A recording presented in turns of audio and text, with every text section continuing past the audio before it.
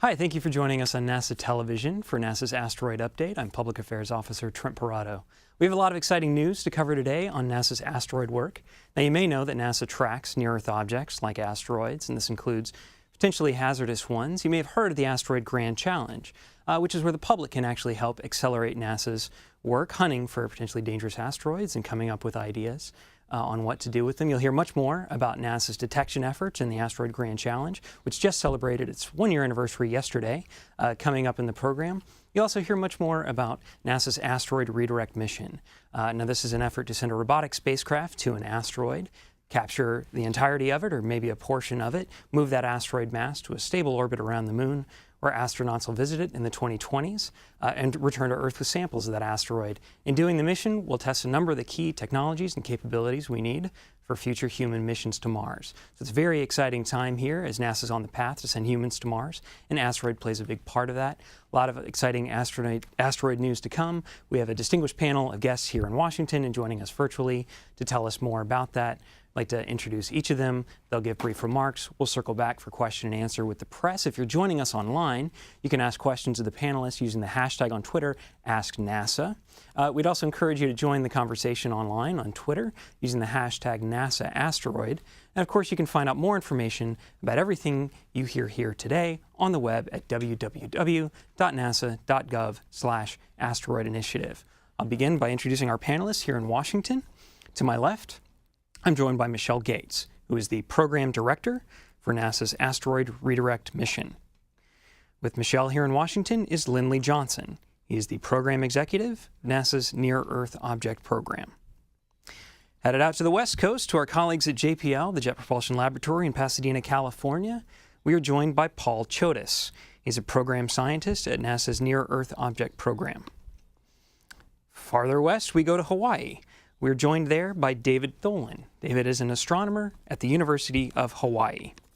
His colleague at the University of Hawaii, research assistant Marco Michelli, is joining us by phone. He's currently in Frascati, Italy, where he's working at the European Space Agency Near-Earth Object Coordination Center. Next, we go to Arizona, where we are going to Northern Arizona University, where we're joined by David Trilling, who is an associate professor, and Michael Momert, who is a postdoctoral researcher. We head back to California at NASA's Ames Research Center at Moffett Field in California, and we're joined by Jason Kessler. Jason is a program executive for NASA's Asteroid Grand Challenge. He's at Ames. He works here at headquarters. He's at Ames right now at the Solar System Exploration Research Virtual Institute, or SERVI. You'll hear more about the two-day workshop that Jason and SERVI are working on right now. The Asteroid Grand Challenge, which I said before, is the public's opportunity to engage with us in the hunt for asteroids. So with that, we'll begin here in Washington with remarks, and we'll start with Michelle Gates. Michelle? Hi, good afternoon. It's great to be able to share with you just a little status of where we are with the Asteroid Redirect Mission. As you may know, the mission consists of three very important elements, the first being the identification of candidate target asteroids, which our colleagues here will talk more about in this segment. Excuse me, you can see on the slide the ground and space assets that we use for observation, tracking, and characterization of these small bodies. Second is the redirect element, in which we'll launch a robotic spacecraft to redirect a small asteroid to a stable location in lunar orbit. The third element is the exploration element, where our crews will launch on the SLS and Orion spacecraft to explore and take samples of the asteroid and return them home with them. Next. So this is our latest really quick animation with some updates showing the high-powered, long-life, solar electric-powered spacecraft executing one of two of the capture options, and the astronauts launching on Orion, traveling through lunar gravity assist, egressing from Orion, translating hand-over-hand translation in that particular concept, removing samples, practicing all the techniques that we'll need in future in-space EVA, as well as low-gravity body sampling. Next, please. We're actually leveraging several ongoing activities across the agency. You see here 2 advanced solar array systems technology developments, which are both actually wrapping up their current work at vendors through the Glenn Research Center in Ohio. Next slide. Several activities here on the International Space Station, including some robotic, advanced dexterous robotic manipulator activities. There's a refueling demonstration, the international docking mechanism. We're also looking at common rendezvous sensor suites and mechanics for boulder extraction. Next slide. Our astronauts and test crews have been busy this year working in the neutral buoyancy lab at JSC, testing out some of our concepts, techniques, and tools for implementing this mission. We've actually spent the last year and will continue to advance the plans for our in-space EVA suit, as well as the primary life support system, translation aids, and techniques that we'll use on orbit. Next slide. Our NASA Extreme Environment Mission Operations activity has 2 mission operations activities planned this summer to investigate for the Human Research Program, human and behavioral health, habitability, and also something we call telementoring, which is the execution of expert tasks by an astronaut virtually. Next slide. We also wanted to announce today the selection of our broad agency announcements. We have plans to award $4.9 million in response to the BAA release that was in March. We received, 108 proposals and have selected 18 for award. There are 4 proposals in capture systems, 2 in rendezvous sensors, 4 in the adaptation of commercially available spacecraft buses, 5 in the potential partnerships of secondary payloads on the robotic spacecraft, and 3 in potential partnerships for the crewed mission and extensibility activities. Coming up this winter and late fall and early winter, we'll actually be receiving our initial inputs from that BAA concept development work, as well as folding in our internal reference concept activities to choose from one of the 2 robotic capture options, which many folks are already aware of, but the first we call option A, which is the extraction and redirection of a single small asteroid from the near Earth vicinity, and the second is actually the acquisition of a coherent mass, be it a boulder or a loosely connected asteroid from a larger asteroid. In either of these options, we will demonstrate planetary deflection basic techniques, and of course continue to benefit from the important and exciting work in the Grand Challenge, as well as the NEO observation program. Thank you. Thank you very much, Michelle. Now we'll hear from Lindley Johnson. Lindley? Thanks, Trent, Michelle. NASA's Near-Earth Object Observation Program is a network of observatories and facilities around the world that are trying to find the population of those small objects, asteroids and comets, which come near the Earth. And some of them could pose a potential impact hazard to the Earth in the future. So we are trying to find that population before they find us. The efforts then you're going to get a good sense of worldwide effort that this is with all the locations we're going to talk to today, and telling you about the process that we go through to find, track, and characterize these objects, both for the purpose of determining where they do represent an impact hazard to the Earth, and then in support of missions like the ARM mission, both robotic and human spaceflight missions. Our network currently is finding about 100 near-Earth objects each month. So our pace at finding these objects continues to increase. We've found about 1,000 in 2013. So we're on a pace to improve that discovery rate with finding about 100 a month now. As we find these objects, we examine their orbits, and there's a small subset of them that are in very close Earth-like orbits that are good candidates then for both robotic and human spaceflight missions and for the ARM mission. So as we identify those, we increase our looks at them with other observatories to characterize them, determine the size and nature of them, to really determine whether they would make a good candidate or not. And Paul Chodas is going to talk to you about that process that we go through to do that in a little more detail. So as we find these objects, several of them we've actually found before the ARM mission was announced. And this one that we're going to talk about today, 2011 MD, is such an object. It was found back in 2011. And so as opportunities come up to further examine those, like we will talk about today with the Spitzer telescope, we do so to better understand their size and characteristics. This is all good practice for us, though, for the occasion when we might find a potentially hazardous impactor, because this allows us to exercise our observatories and techniques that we'd need to do to fully characterize a potential threat. So it all fits together in the overall objectives and mission of the Near-Earth Object Program. So with that, why don't we get on with the detail and hand it off to Paul Chodas. All right, thank you, Lindley. So let's go to JPL and Paul Chodas. Paul?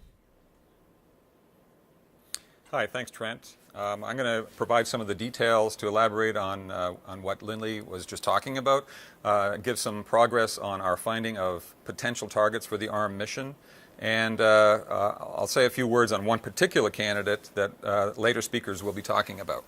My first slide is a slide off of our webpage, actually, which shows the discovery rate of near-Earth objects, the number of known near-Earth objects versus time. And you'll see the year on the bottom there. And along the vertical axis is the number of known objects. If you look at the very right side, we're up at around 11,000 now, which is the current total number of known near-Earth objects. That's the blue curve. The red curve is just for the large objects. Those are the ones that are 1 kilometer and larger, about 0.6 of a mile or larger. Those are the ones that could, if they hit the Earth, could lead to global catastrophe. So that just indicates what Lindley was just saying, that we're finding objects about 100, near-Earth objects about 100 per month.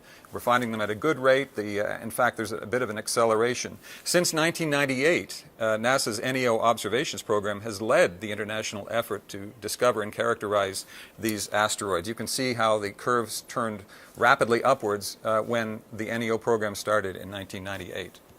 The total number, by the way, of of all NEAs, near-Earth asteroids, the total number would be in the like tens of millions or hundreds of millions if you go down to some of the small sizes that we're talking about.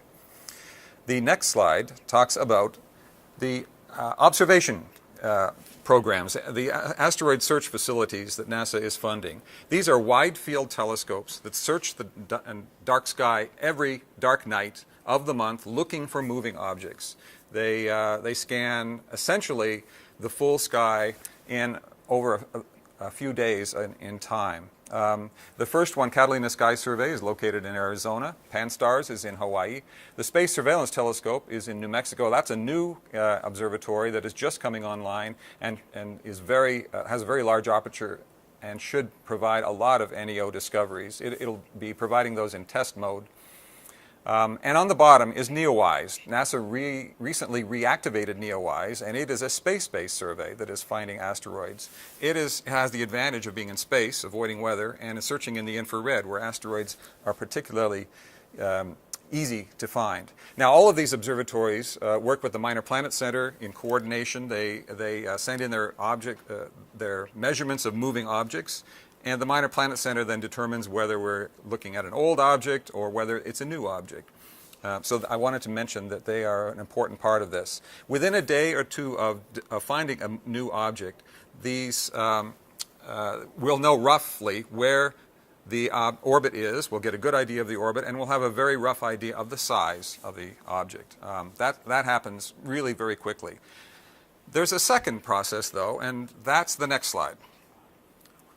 discovery is not enough. We also have to consider characterization. That is learning about the physical properties of asteroids. And on this slide, you'll see Goldstone and Arecibo on the top. These are two radar facilities that are really important and very capable of establishing things like the shape, the size, the spin rate, and even surface features on near-Earth asteroids. There was one 10 days ago that NEOWISE found actually called 2014 HQ-124, which was observed by radar, and we could actually see boulders on the surface of that asteroid. However, radar is only useful when the asteroid is near enough. On the upper right there are the large optical telescopes. They are very useful for tracking the asteroids, getting more orbit information. They're useful for photometry and determining the brightness, and the variations versus time will indicate the rotation rate of these asteroids. On the lower right is NASA's infrared telescope facility. It provides some ground-based infrared measurements of asteroids. That will tell us things like the colors of the asteroid and give us an idea of the spectral class. Finally, on the lower left is the Spitzer Space Telescope, which you'll be hearing a little bit more about that. That's also an infrared telescope. It's not near the Earth as shown in this diagram. It's actually about 100 million miles or more away from the Earth right now. It's orbiting the Sun. We'll hear a little bit later about how it has just recently observed one of the ARM candidates. So how do we put all this information together? The next slide indicates roughly how it all fits together, starting with observations, which are in the light green there. In the upper left, we have the initial detection, the tracking, the photometry. All of this happens very early. We have a rough orbit. We get an absolute magnitude within a few days. We have additional tracking when available, when the asteroid is bright enough.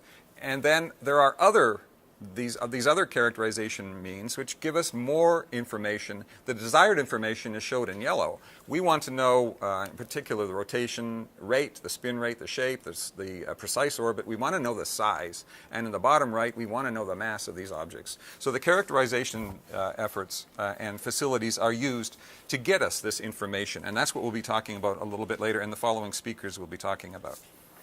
This characterization effort, though, it takes a little bit more effort and more work to get that information. So let me move to the next slide and talk about the candidates for ARM. Now, you heard in Michelle's talk how there are two options. We have option A, which is to find and envelop and capture a small asteroid and bring the entire thing back into orbit around the moon. And that's what I'll talk about first here. The parameters that we're looking at for good candidates for option A are, first of all, that we have a very accessible orbit around the Sun, and that's kind of indicated in the upper left here, where red is the orbit of the Earth and blue is the orbit of the asteroid, and you can see it's very similar. And this makes it very accessible and easy to put into orbit around the Moon. The middle diagram there indicates we need to have a close approach to the Earth in the early 2020s. That's basically the opportunity that will be modified, and we'll move that blue line over so that the asteroid will be captured into orbit around the Moon. And in the lower lower right rather, we have the final step, the characterization step, where we want to get the detailed information. We want to have the size of the asteroid less than about 10 meters. Now, initially on the day of discovery, we know more or less what its size is within a factor of several. Maybe a factor of 10 actually, but the characterization step, that final step that I talked about, is necessary to establish the size and whether it's less than 10 meters or not, and that will indicate then also the mass, which is another important parameter. So far, there are probably thousands of candidates out there, but they are very hard to detect because they are small. And so far, we have discovered and characterized a few of them. I'll talk about potential candidates, and those are the candidates that satisfied like the first two of those requirements. But that characterization step, if a candidate asteroid satisfies that, then we call it a valid candidate. So I'll be using those two terms, potential and valid. The next slide is for the other option, option B, where we will go to a larger asteroid, one that's maybe 100 to 500 meters. The size is not quite so important.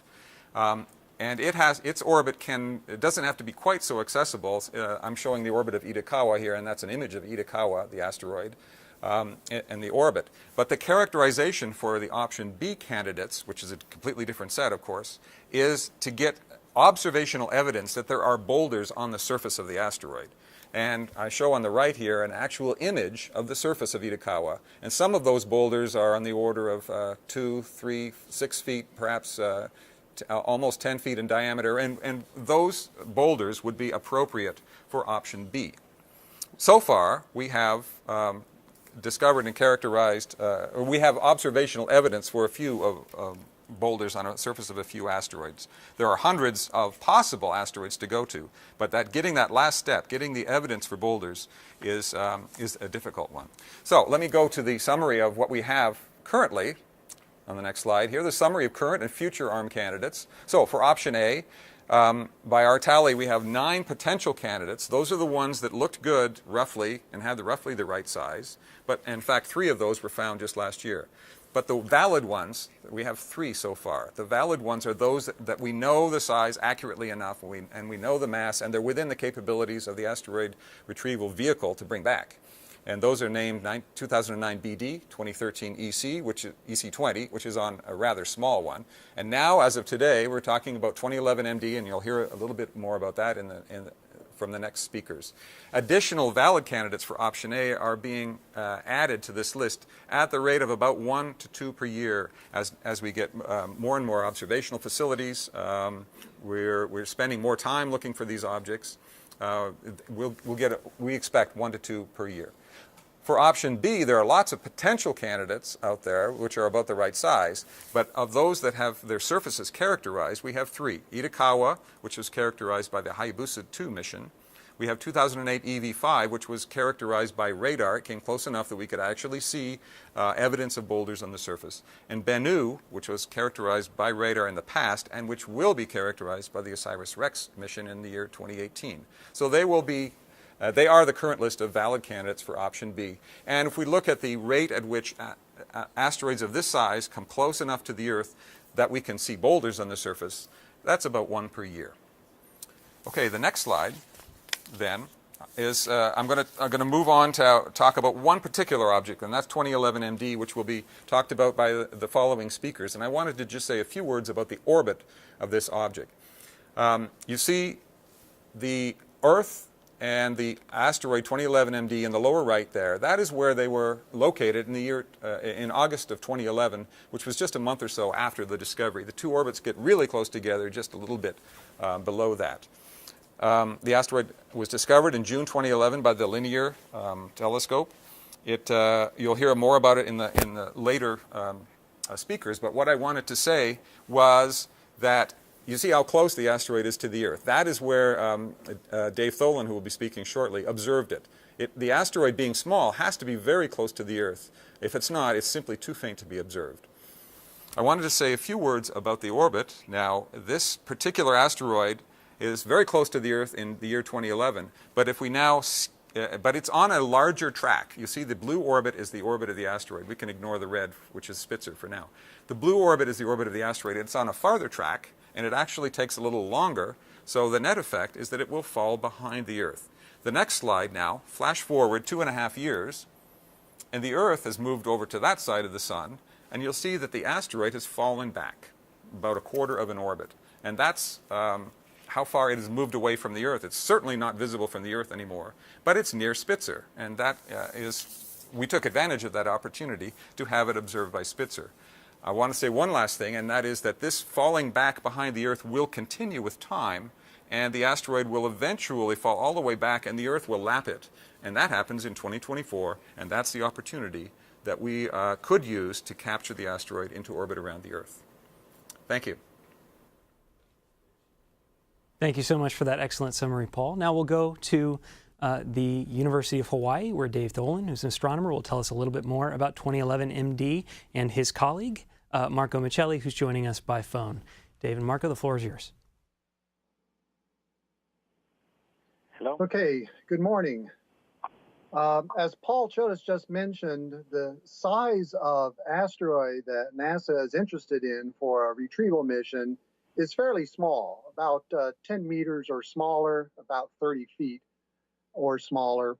And that size of object is bright enough to be detected by the telescopes that we have here on Earth only when the asteroid is relatively close to the Earth. So if the asteroid is on an orbit that is rather dissimilar from the Earth's orbit, it will whiz past the Earth in just a few days. the number of observations that you can get, the length of time over which you can observe the asteroid is so short, you really can't establish the orbit very well.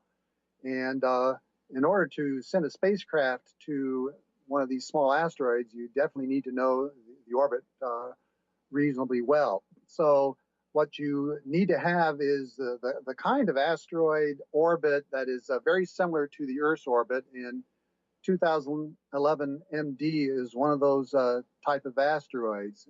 When it came by in June 2011, we realized that it was on a fairly Earth-similar orbit, and as a result, we put in our observing plan several observations into the future to try and get that orbit pinned down somewhat better. In this particular case, we were able to track 2011 MD for an additional 73 days after discovery, whereas most of these small asteroids that are found by the sky surveys, just 3 or 4 days and they're gone, unable to observe, just too far away and too faint. But this one stayed close to the Earth for a reasonably long time. So the important point here is that the orbit of this asteroid is reasonably well established, and we can send a spacecraft to it. But in the course of doing these observations, we noticed that there was a very slight discrepancy between the position that we measured for the asteroid and the position that you might predict on the basis of the orbit determination. In other words, there was a slight departure from the motion you would expect just from the influence of gravity alone. And the reason for that is the sunlight falling on the surface imparts a very slight acceleration, very, very tiny acceleration. This tiny acceleration is really only detectable on small asteroids. As you get larger and larger asteroids, the gravitational force becomes dominant.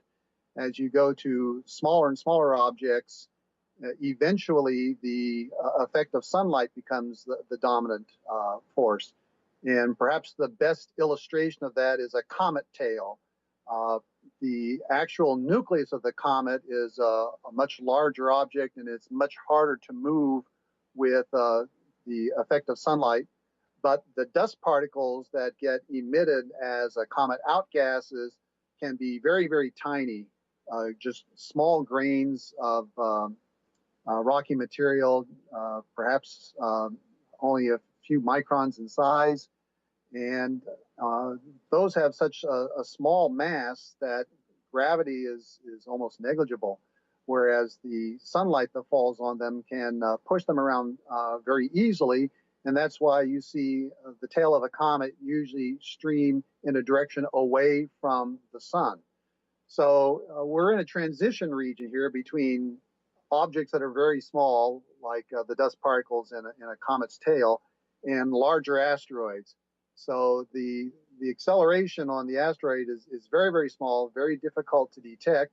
But on these really small ones, it is possible to measure that effect. And that is a very useful thing for physical characterization. And it's been done now for about 4 asteroids in this size range. And it actually became one of the key parts of the doctoral dissertation of Marco Micheli. So I'd like to turn the discussion over to him right now, and he can tell you a little bit more about the type of observations that we made to determine this acceleration by the force of sunlight falling on the asteroid, and some of the physical results that we got as a result of those observations. So, Marco, are you on the line? Yes, I am. Thank you, Dave, for the introduction. Hope you can hear me. Well, Dave already introduced most of the technical part of what we did and why it was so interesting to observe this particular object, 2011 MD, and a couple other ones that we observed over the years. Well, they are small enough that we can actually see a departure of their motion from a typical orbit around the sun caused only by gravity because of this effect of the sunlight, which is actually pushing the asteroid slightly away from its orbit. So what we did was to observe this particular object, 2011 MD, for a long enough time that made this small displacement apparent in our observations. And why is that important? Well, as Dave said, if an object is light enough to be affected by this pressure of sunlight, well, we can measure how much it is affected and have an idea of how big and how light it is. And what we actually get is a measure of the cross-section of the object, so how, like the area that's exposed to sunlight. And if we know something else, like if we know the size from other measurements, we can use this information to figure out the mass of the object. And as you may imagine, if the goal of NASA is to go and grab one of these asteroids and obviously transport it with a spacecraft, it's extremely important to know the mass of the object. So what we did was to get measurements of the position of this asteroid for a few months and use this together with an assumed value for its size to estimate the mass, and then when you have the mass, you can actually combine that again with the size and have an idea of the density of the asteroid. And two main things actually came out of this. Well, the first one, which is actually relevant for a possible space mission to an asteroid, is that the density was actually heavy enough to exclude that this object was artificial. Because, as you may imagine, if an object is in an orbit that is similar to the orbit of the Earth, it may be just an interesting asteroid, easy to reach, but there is also a chance that it is actually an artificial object. So we first wanted to exclude that it was artificial, and that is done by measuring the density and seeing that it's not light enough to be compatible with being a hollow metal cylinder or something that may look like a spacecraft or an upper stage of a rocket or something like that. The second thing we noticed, on the other hand, is that although the density is heavy enough to be compatible with being an asteroid, like a rocky object, it's actually much lighter than what we expected. It's not very easy to precisely constrain the density of an asteroid with this technique, but we can get, within a factor of 2, and our result was that it's actually very light. It's possibly lighter than water, so it has a density of less than 1 in the usual units, which is telling us a lot. It's telling us that this object is peculiar in the way it's made, and it probably has a lot of empty spaces inside the rock that makes it. So this is telling us that it's not a huge, big, heavy rock, but it's something more complex, which is another very important information for a possible future NASA missions to it. So, well, this was all based on our observations from the ground with the telescopes in Hawaii. The main thing we couldn't directly get from that is the actual size that then we combine with the measure of this radiation effect to figure out the mass and then the density. So this is because it's really hard to get the size of an asteroid from the ground with only observations done with telescopes on Earth. It's actually much easier if you use a telescope like Spitzer that was mentioned before by Paul, and that's a perfect point to give to lead the speaker, the talk to the people at Northern Arizona, which will tell us how they use Spitzer to actually measure something more on this asteroid and help constraining how it's made. Okay, so I think the people at Northern Arizona can continue from here on. Thank you very much. Dave and Marco, thank you very much for that presentation. So the mystery was deepening here on 2011 MD, and now we'll go to the team who used Spitzer to help answer some of those questions. We go to Northern Arizona University, where we're joined by David Trilling and Michael Momer. Gentlemen, the floor is yours.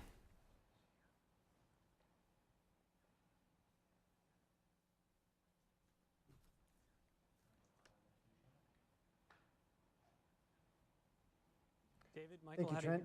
I'm David Trilling here at Northern Arizona University.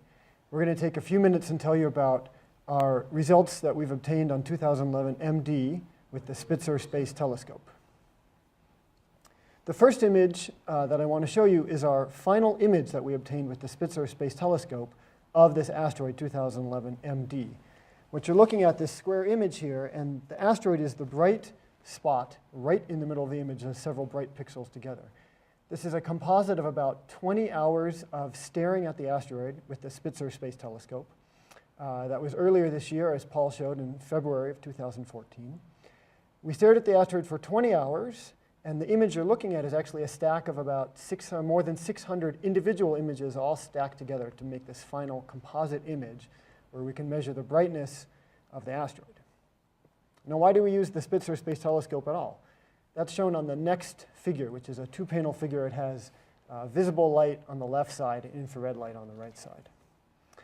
As Marco mentioned, when you look at an asteroid only in visible light, the light that most telescopes work in and that you can see with your eyes, you cannot directly measure the diameter of the asteroid.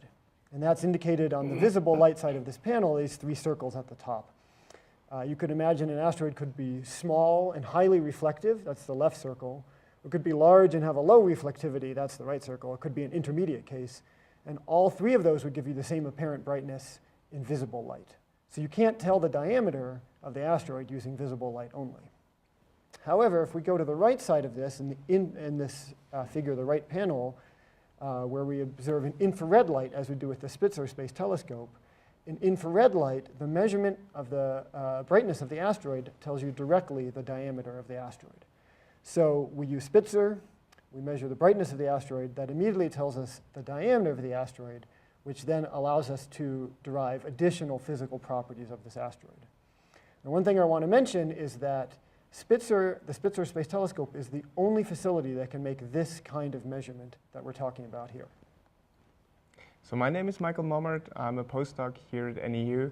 And so from our Spitzer observations, we derived the infrared brightness of this object, and we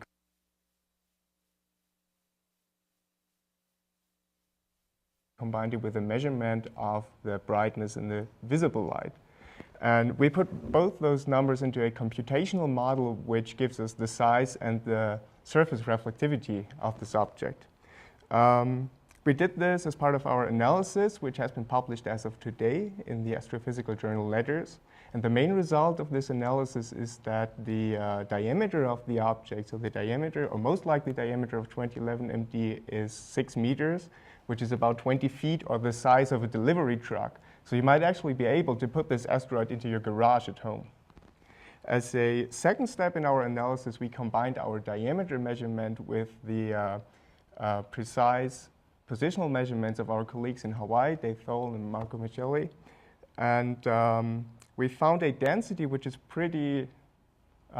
which is a little higher than their density estimate, but it is consistent with their result.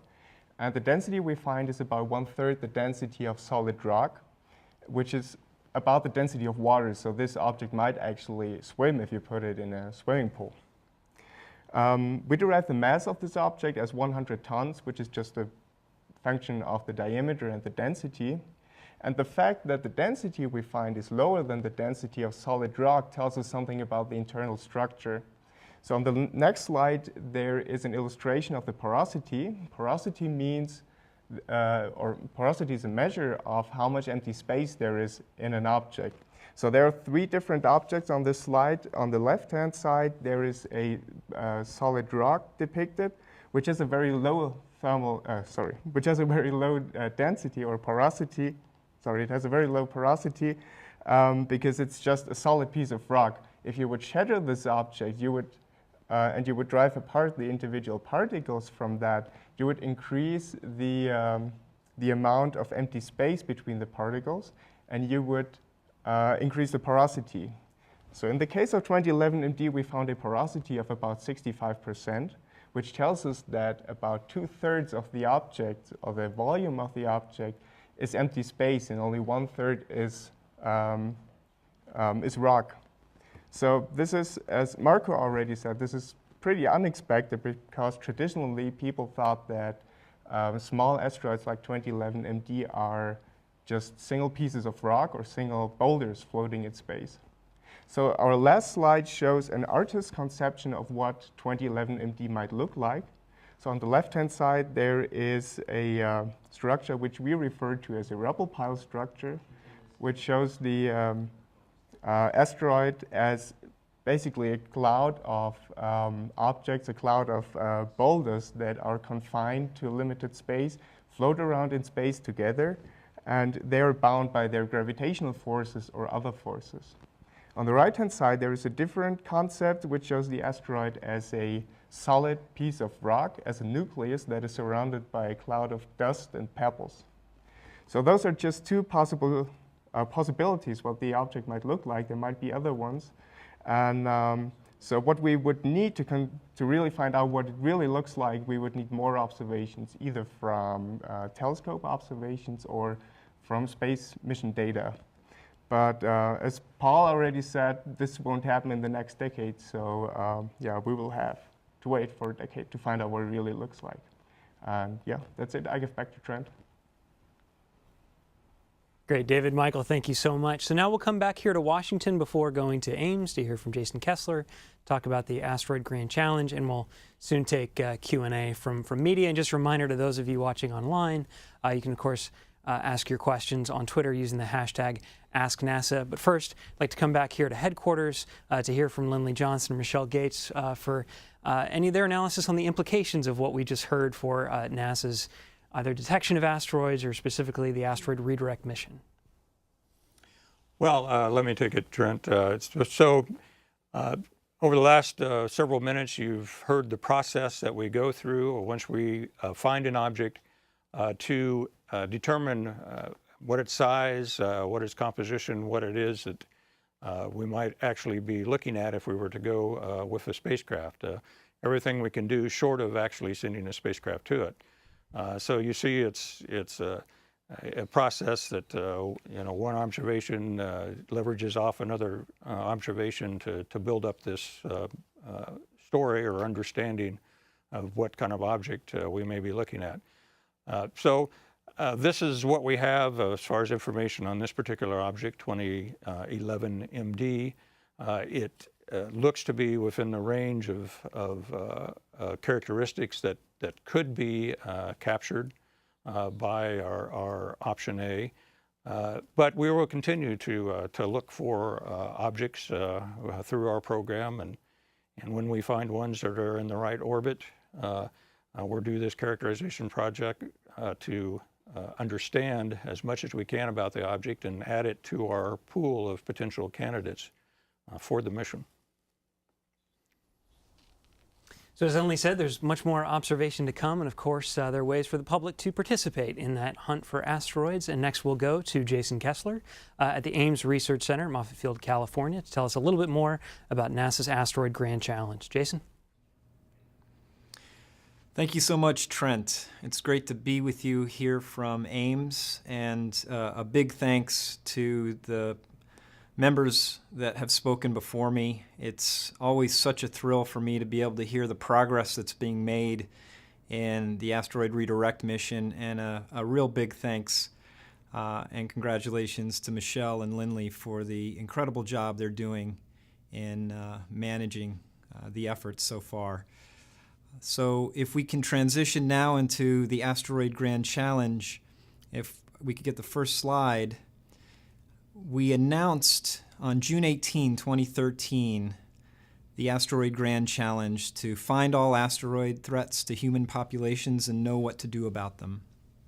And I think as we clearly heard just now, there is a strong group, an international group that's working on the asteroid problem. And the reason we announced this grand challenge was not because there was an impending threat or because we didn't feel like we were doing the job. It was a recognition that NASA has used open innovation tools in the past very successfully.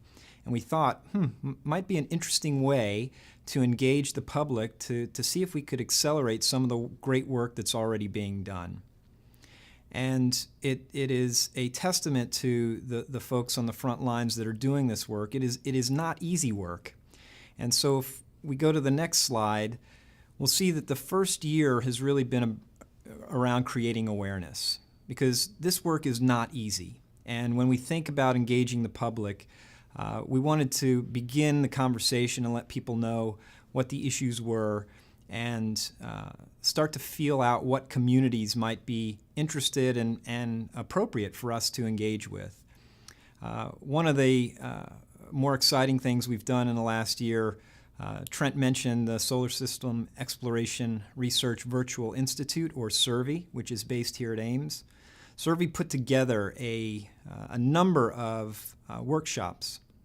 We had, in fact, a couple of the panelists, Lindley and Paul, were a part of speaking through the Asteroid Grand Challenge seminar series. And we had 40 minutes from asteroid experts sharing their perspective and their work, and then opened it up to 20 minutes of questions from the public, and recorded all that. So we were building a library of information that will be continually available and accessible to the public online, so they can figure out, are there areas that they want to plug into. Moving to the next slide, another area that we got excited about was tying into the already very successful International Space Apps Challenge. Nearly 100 cities across the globe participated in a weekend-long hackathon, if you will, and asteroids was one of the themes. And we had about 5 projects that people could work on, and surprisingly, we got 163 projects developed by this community that got forwarded into global judging. So these were projects that were deemed worthy by the local communities there as being reviewable by a larger audience. Unfortunately, the competition was quite steep, and none of those projects did move on to finalists. But I think it's a testament to the interest of the public around asteroids that we saw so many projects voted up. Moving on to the next slide, you'll see on the right there, Space Gambit. We have a Space Act agreement with Space Gambit, and they are engaged in helping the maker community open up the frontiers of space. And one of the really exciting things that has happened with Space Gambit, we had reached out with them to try and figure out how to build some educational materials. They've in fact now received 28 proposals, all asteroid related, and they've down selected to fund 11 of those that will be worked on this summer and reported out on in September. 2 of those winners came from the Space App, so we're starting to see that connection from activities NASA's already doing, tying it into the asteroid work, and seeing ways to take it a little bit further. In the middle of that slide, if we can go back, you'll see SLU. SLU is a really interesting membership model. It enables citizens that don't have a backyard or don't want to invest lots of dollars in a telescope to get access to professional class observatories, primarily in the Canary Islands. We've engaged with SLU to try to increase the number of amateurs that are contributing to characterization work, and expect some curriculum development to follow along with that as well. And then finally, you'll see Planetary Resources.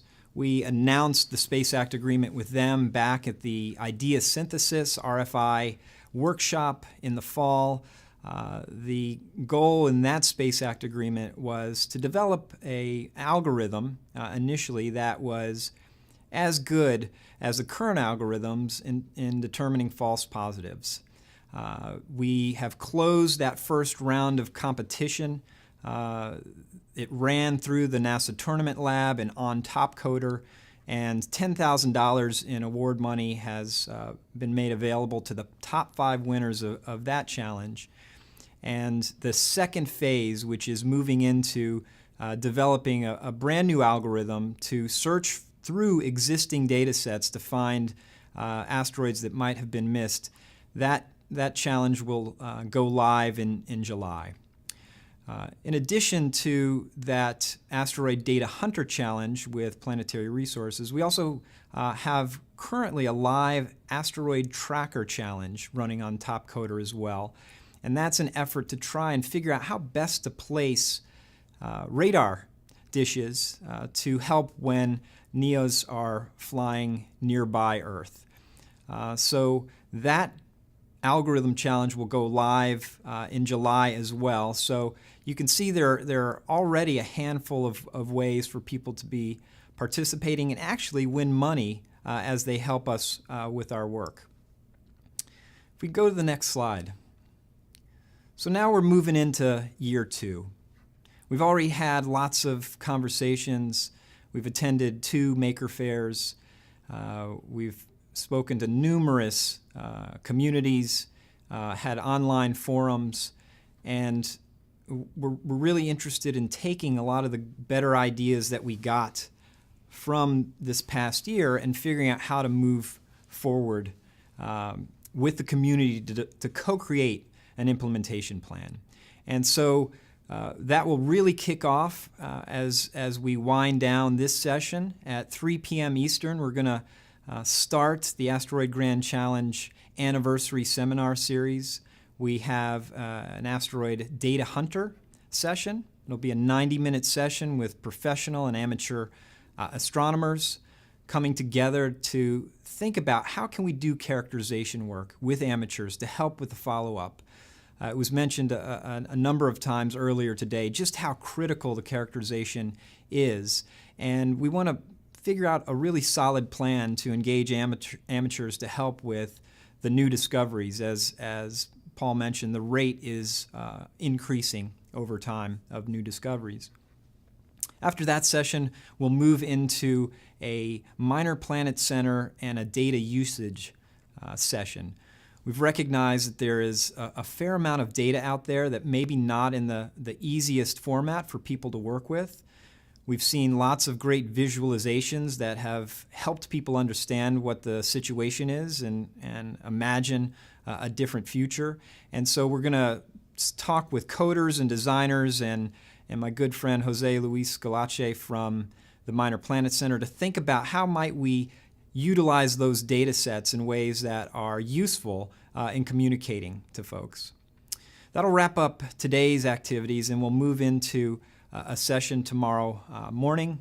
David Morrison, the Survey senior scientist, will be giving approximately a 40-minute talk about the near-Earth objects problem and why this is a grand challenge. And that will then be opened up to questions for the public to ask and get a deeper understanding of what's going on. From there, we'll transition into another 90-minute session. This will be with the makers. I mentioned Maker Faire, I mentioned Space Gambit. We recognize the energy and ingenuity of this community as a really great opportunity for us to figure out how can we partner with makers to come up with solutions that we haven't yet thought about. And so we'll have a number of luminaries in the maker community talking about issues that they have and trying to map out some reasonable plans that would deliver something tangible that would help solve this grand challenge.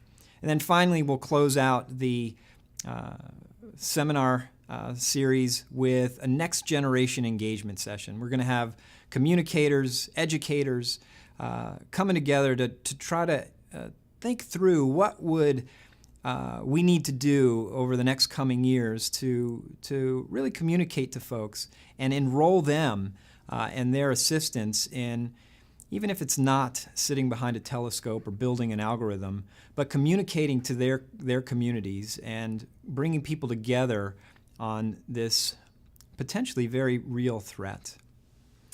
We can move to the final slide. There you can see the URL for the seminar series. I hope you'll stick around and join us. We expect to have really lively conversation that'll be open through the Adobe Connect chat window for people to ask questions, as well as on the hashtag AsteroidGC. And it really is an opportunity for all of us to prove that we are smarter than the dinosaurs and see what we can do to help this expert community that is already doing a really outstanding job looking out for us. With that, I will turn it back to Trent, and I thank you very much. Thanks very much, Jason. And just to help punctuate that, there's some really incredible opportunities for the public to get engaged in the search for asteroids. Jason just recounted them. So again, more information at www.nasa.gov/asteroid initiative. Very exciting two-day workshop about to start after this event and continue on to tomorrow if you'd like to find out the ways that you can help participate in the search for asteroids. So with that, we'll circle back and we will begin a Q&A. I think we have some reporter questions here in the room on the line, and then we'll go to your questions on Twitter. And again, you can ask questions of our panelists using the hashtag AskNASA, and we'll start here in Washington with Space News' Dan Leone. Hi, everybody. Dan Leone with Space News. Please excuse my voice. So my questions are for Lindley and Michelle here in the studio. The latest candidate asteroids, when would those be retrievable to the desired lunar parking orbit? And when will you select one of the two mission concepts? And then, as a parenthetical, what's the most important selection criteria in there? Is it going to be the cost of the mission, the relative ease of the mission, the extensibility of the retrieval craft to other future missions, etc.? Thank you. Want to take part one? Well, as far as when these candidates would be accessible for the redirect mission, it depends on what orbit they are in and their position relative to the Earth when they come back to the vicinity of the Earth. But all of the candidates that we've talked about, we've determined that their orbits are such that they are in that positions, sometime in the early 20s.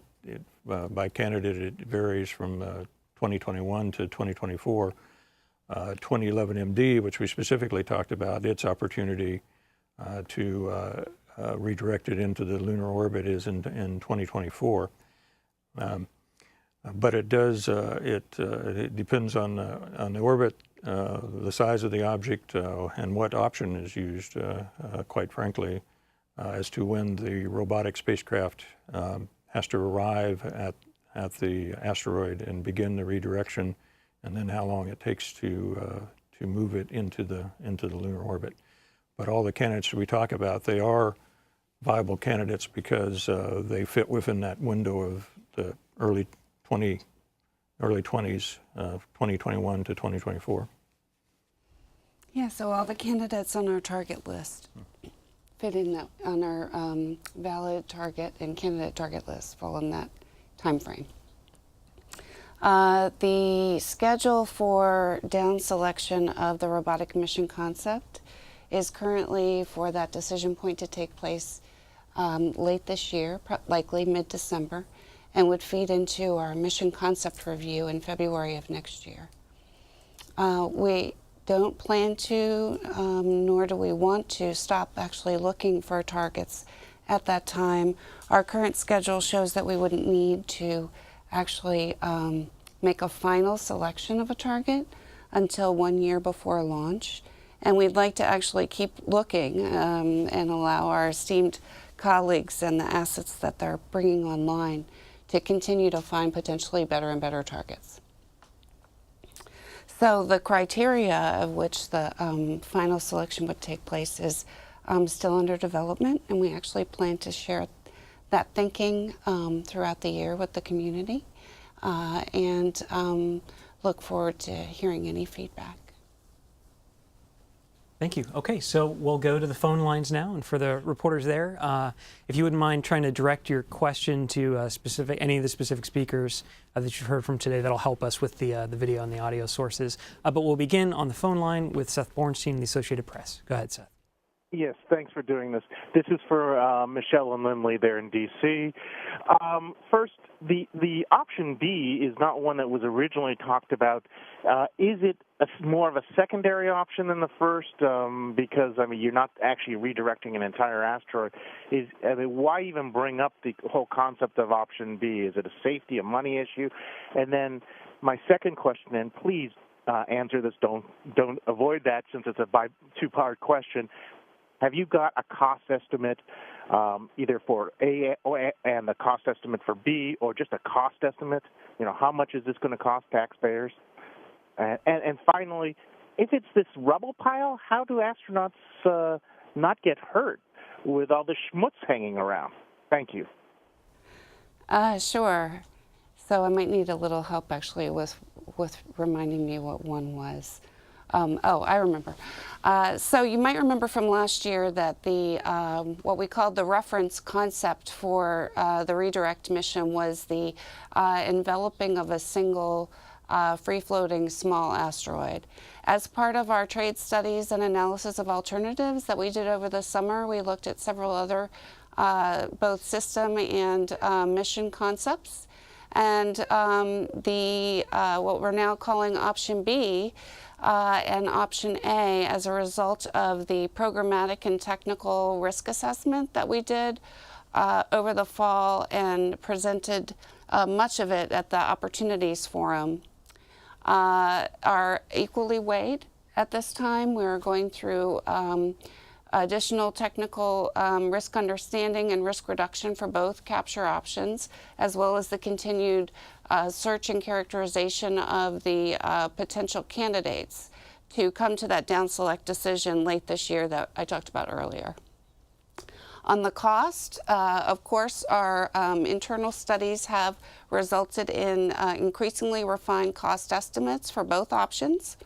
And we do consider them both to be equally on the table and both within the overall cost envelope that the Associate Administrator actually mentioned in one of the forums, the Strategy Forum or the Opportunities Forum in spring of this year. I think it was the one in April, which was approximately half the estimated value, the estimated cost of the Keck study concept. And then what was the So it was 1.25 billion roughly, right? If the original concept study was 2.5 billion, and half would be about 1.25. And so we still fully expect, I mean, as Robert Lightfoot said, that that development estimate would come within that range. Or less, right? So can you? And Seth, sorry, what was number 3? The third question was about the rubble pile and safety for the crew. Take the rubble pile question. Okay, well, what you saw depicted by the folks at Northern Arizona University is some of their idea of what the object might look like. Just a couple of examples. I would kind of describe those as maybe kind of extreme examples. It all depends on what the specific composition of the material is. They gave some depictions of if it were solid rock. You see this bunch of rocks, rather large rocks flying together. If they're more of a porous rock, then it would be a tighter coupling. But this rubble pile structure, which you see, by the way, on the slide that's up at Itokawa, that's a larger asteroid that is what we consider a rubble pile, and the density of that object is not solid rock either, because it is a conglomeration of smaller rocks and pebbles and dust that is just held together by their mutual gravity. So the depiction images that you saw, I think, are maybe on the extreme side of what might be encountered. I would expect it to be a more closely consolidated object that, for the option A, could be encapsulated in this inflatable structure, inflatable bag, if you want to call it that, and all contained within that bag. Let's go back to the phone line, and we will go to Alan Boyle, MSNBC. Go ahead, Alan. Yes, hi. I think this is probably for Lindley. I think a lot of people are, when they hear asteroids, they are thinking Armageddon or Deep Impact, and want to hear what these initiatives have to do in terms of addressing the potential threat from asteroids. Maybe you could provide a little more information on this subject, and perhaps there are ways that the asteroid retrieval mission could pursue those goals. I know that you mentioned one of the targets is asteroid Bennu, which is considered a potentially hazardous asteroid. So is that the sort of thing that you want to address in the mission ahead and in the initiatives that you're following for learning more about asteroids? Thank you. Question. Sure. If you're doing the movies, do a wonderful job of planting in people's heads an image of what we're talking about. Unfortunately, it's not always what you see in Hollywood is not always reality. But these what we're doing here for the ARM mission is what we consider sort of a subset of what we're trying to accomplish with the Near-Earth Object Observation Mission. Because we are trying to find the population of asteroids that could potentially be a hazard of impacting the Earth someday in the future, we're naturally looking for all the objects that come into close to the Earth and have Earth-like orbits. They're a subset of that overall population. So in doing our larger mission of finding the NEO population, we are finding the subset of potential targets. Now, in talking about, so what does the ARM mission do the other direction for the planetary defense mission? The capabilities that we're looking at for demonstration by the robotic spacecraft are adding to our knowledge and techniques of what might be done for an asteroid that's on a hazardous trajectory. And in fact, that's one of the reasons why we started looking at option B, because with option A, the size of the asteroid is very small, less than 10 meters in size. That would never represent a hazard to the Earth because that's such a small size that the Earth's atmosphere does a very good job of protecting us from any object that small. They burn up, they come in and you see them as meteors and they burn up, and maybe there'll be some meteorites that would survive the entry, but there's really no great hazard. We see those kind of events in Earth's atmosphere, or at least several times a year. But for testing of planetary defense techniques, redirection or deflection of an asteroid that is a true hazard, that we would want to prevent it from impacting the Earth.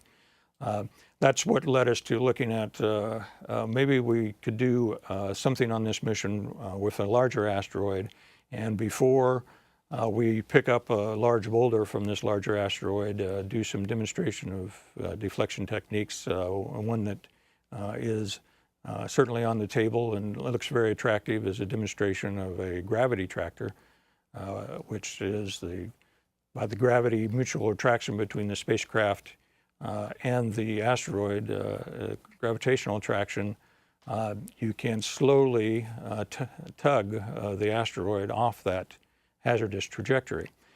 Now we could do that demonstration before we pick up the boulder, or even better, we can do it after we pick up the boulder and do what we are calling an enhanced gravity tractor demonstration, where we are using that mass of the boulder to enhance the mass of the spacecraft, and we have an even more a greater gravity attraction between those two objects, and therefore you can effect the trajectory difference in a shorter period of time. So that's how these two things are kind of related, and we're supporting the ARM mission with our observation program, and in turn the ARM mission can support our planetary defense objectives by doing some demonstration of the techniques and technology that would be used to deflect a hazardous asteroid. Just add, that's a great additional distinction between option A and option B, and was in fact one of the driving interests for pursuing the detailed study of option B that we did last year. Okay, thank you, Alan. Let's take a few questions from social media. We'll start here. Jason. Wonderful. This question comes from Twitter user Jason, who asks, the artist's conception of 2011 MD was a rubble pile. Would you snag the entire pile using ARM option A?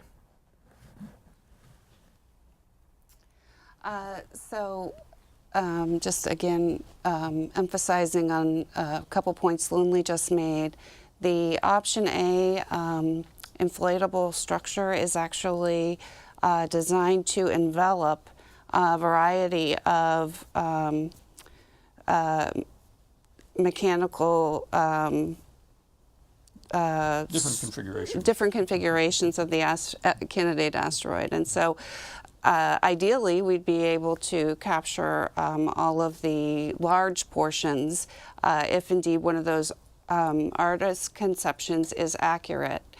And, you know, the dust components and those would probably, we think, potentially be remind me again of, actually, Paul had the answer. I don't know if we can go back and forth, but Paul mentioned last week. Well, it wouldn't be dust that would be around the object, because as we were talking earlier in the interviews, that solar pressure will quickly blow the dust away from an object. So it's more likely pebble-like structure. A small pebble-like structure that's around it. But you need to keep in mind that this is all material that is orbiting together, so it has the same relative velocity. And with the capture spacecraft, we are matching the velocity to move up on it and capture that material. So it's not like this material is moving at even feet per second different velocity. So its ability to really do any damage is negligible. But with the option A concept, it is to envelop the entire material, and our estimates on the size and mass of that material shows that it's within the bounds of what the option A can achieve. So yes, we do intend to encapsulate the entire object. Let's take another. Wonderful. This question comes from Twitter user JP, who asks, how will the arm help to deflect potentially hazardous near-Earth objects? So yeah, could you maybe recap a little bit? Right. Yeah, I went into that in the previous answer, but we do intend to demonstrate a couple of different techniques. One would be what was called the gravity tractor, with the relative gravitational tug between the spacecraft and the asteroid, either before or after it has the mass. But also another technique that is being talked about is what is called an ion beam deflection, where we use the ion thrusters that are on this solar electric propulsion spacecraft, and we use it and turn around and actually blow against the asteroid, and the ions impacting on the asteroid surface is like sunlight. Gives it a momentum transfer, and will slowly move it off of its natural trajectory. And that technique could be demonstrated either with option A or option B. So there are several things that are being looked at here that offer a demonstration of planetary defense techniques. Let's go back to the phone line, and we'll begin with Alexandra Witze, I think it is, with Nature. Go ahead, Alexandra. Yes, great. Thanks for your time. I wanted to ask about the future of Spitzer. It came out sort of on the cutting block in the recent Astrophysics Senior Review. What are the implications for follow-up studies of some of these objects if Spitzer is no longer operational? I guess this is for Lindley Johnson. Sorry. Our take that. Well, with the Senior Review, the Astrophysics Division's Senior Review, they would certainly like to keep operations going on all of their available spacecraft, but with the budgeting, the missions are budgeted for a certain period of time, of which Spitzer fiscal year 2014 is where that budget ended. But the Spitzer spacecraft is still a viable spacecraft, and we're in the lucky situation where the spacecraft continues to have a good life, and could continue operations. And we'd certainly like to be in that situation versus the other situation where the spacecraft dies before we want it to. But because it's not in the future budget plan, we have to look at alternatives, other ways that we could continue to fund the operations of Spitzer, and that is what is being done. We are the Astrophysics Division within the Science Mission Directorate is looking at other opportunities as to how the operations could be funded. I know the next question is probably going to be, so how much a year does it cost to operate Spitzer? The budget in 2014 for Spitzer was $17 million. Now that you could see in planning of operations of maybe we don't operate it full time, maybe we only operate it part time, so the cost could be reduced. We could bring in other institutions and sources of funding. So all those options are being looked at for continued operations of Spitzer. Okay, we'll take our next question with Irene Klotz, Reuters. Go ahead, Irene. Thanks very much. Two questions. The first is the total amount of money that NASA expects to spend on those concept studies. I think when the BAA was announced, it was up to $6 million for up to 25. So if that number is still valid. And then I wasn't really understanding if this 2011 MD is actually like the leading candidate now, or are you all just kind of emphasizing it because you have these new results from Spitzer? Thanks. Good question. I'll take the cost one. So yes, originally in the announcement of the BAA, NASA had allocated up to $6 million to fund, the thought was up to 25 proposals. There was a two-step review process, which actually Dr. Chris Moore in the Human Exploration and Operation Mission Directorate deserves a huge amount of credit for the comprehensive, high quality, and very quick review process that he led, and all the teams for their work. And so as a result of the looking at evaluation against the criteria through both the first step, which is the peer review process, and then the second step, which was the programmatic review process. There were 18 proposals that were ultimately selected at a total of $4.9 million. You want to take the? Sure. Well, in talking about 2011 MD and where does it fall in our list of candidates,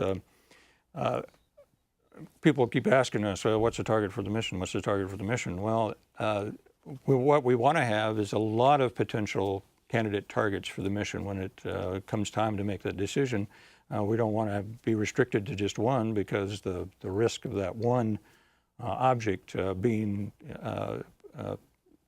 exactly right for the mission and all the risks being minimal is for one object is probably not good. So if you have a list of various candidates you could go to, plus if you run into a launch slip or something, that could eliminate the one target that you were looking at. So if you have a list of these candidates, that's certainly advantageous.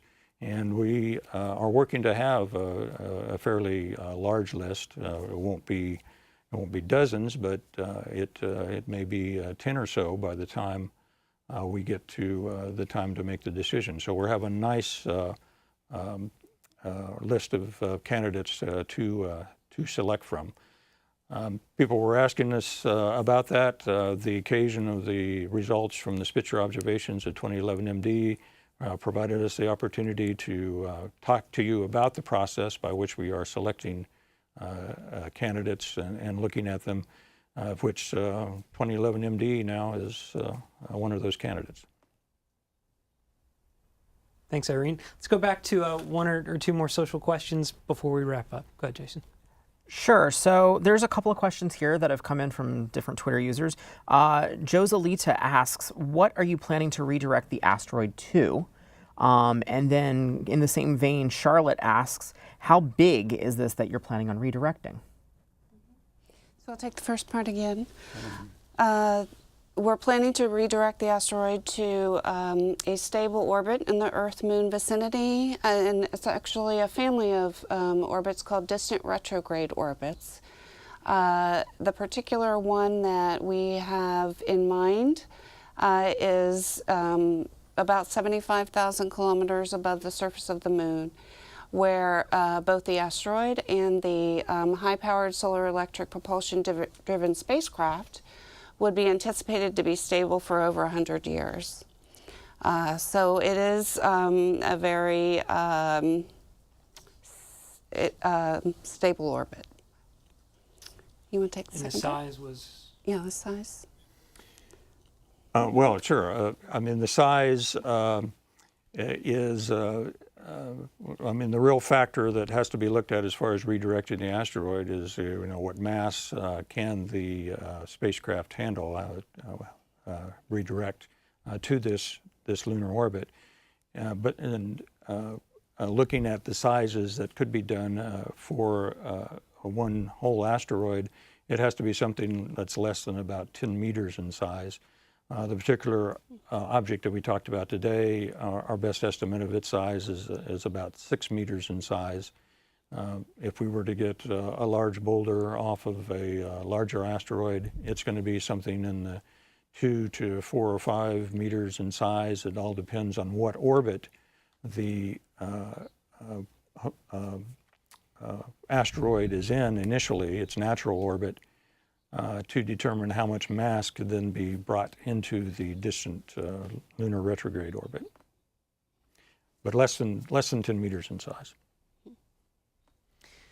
Well, I want to thank everyone for their participation today. We had a lot of participants with us virtually and here in Washington, and I just thank you all, to all the speakers. We covered a lot of news today. Certainly we talked about broad agency announcement, awards to contracts to come, some of the proposals that were accepted to advance the Asteroid Redirect Mission. We've talked about our observation of asteroids. We've talked about the Asteroid Grand Challenge, that are ways that the public can help in the participation, help participate in the search for asteroids. And we talked about Asteroid 2011 MD and Spitzer's observations of it, and why that's a target, an interesting, valid candidate, I should say, for one of the options being considered for the Asteroid Redirect Mission.